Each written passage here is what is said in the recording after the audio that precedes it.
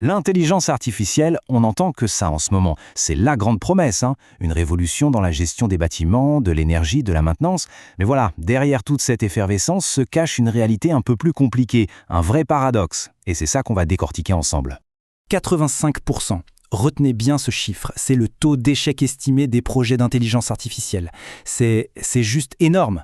On parle de millions qui sont investis, d'équipes entières qui sont mobilisées, et pourtant, la grande majorité de ces initiatives n'atteignent tout simplement pas leurs objectifs.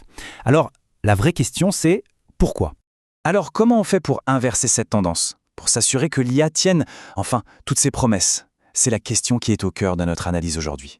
On a souvent tendance à pointer du doigt les algorithmes, à se dire que la technologie n'est peut-être pas encore tout à fait au point. Mais le véritable coupable, il est ailleurs. Il est bien plus fondamental, et il se cache à la source même de l'IA, la donnée.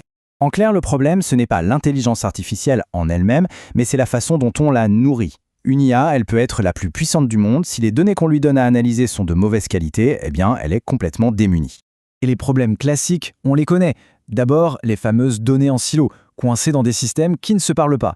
Ensuite, les données qui manquent de contexte. Par exemple, une température de 22 degrés, c'est une info. Mais si on ne sait pas si ça vient d'un bureau, d'un local technique ou de l'extérieur, cette info ne sert à rien. Et bien sûr, les données incomplètes, qui créent de véritables angles morts pour l'analyse. Et ça, c'est un point absolument essentiel. On peut accumuler des téraoctets de données, ça n'a aucune valeur en soi. La vraie valeur, elle naît de la structure, du contexte qu'on va leur donner. C'est toute la différence qu'il y a entre une simple pile de briques et une maison bien construite.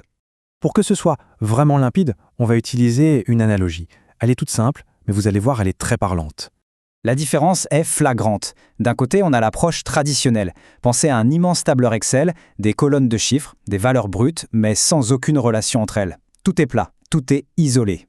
De l'autre côté, il y a une nouvelle approche qui transforme ce tableur en un graphe dynamique, une sorte de carte 3D vivante du bâtiment. Chaque capteur devient un point sur cette carte, mais un point qui est connecté à tout son environnement. Sa localisation, sa fonction, les autres équipements, et ça change tout. Et si on va bien au-delà du simple tagging, de la simple étiquette, on ne se contente plus de dire « ceci est une température ». Non, on dit à l'IA « ceci est la température du bureau 304 au 3e étage, qui est exposé plein sud et qu'on a toujours du mal à chauffer l'hiver ». L'IA ne reçoit plus une simple valeur, elle reçoit une histoire complète. Bon, d'accord, mais une fois qu'on a mis en place cette fondation de données intelligentes, quels sont les bénéfices concrets pour les projets d'analyse ? Avec des données aussi riches et contextualisées, ça devient enfin possible de créer des modèles d'analyse sur mesure qui sont extrêmement performants. On peut par exemple bâtir des systèmes de maintenance prédictive ou d'optimisation énergétique qui sont prêts à l'emploi, tout simplement parce qu'ils comprennent déjà le fonctionnement réel du bâtiment. Les avantages directs sont donc très clairs.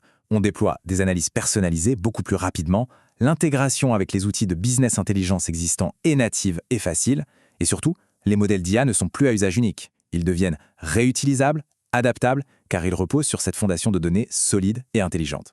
Finalement, pour vraiment réussir avec l'IA, il ne s'agit pas seulement d'adopter une nouvelle technologie. C'est bien plus profond. Il s'agit de changer radicalement son approche de la donnée. On peut avoir le meilleur algorithme du monde, le plus puissant.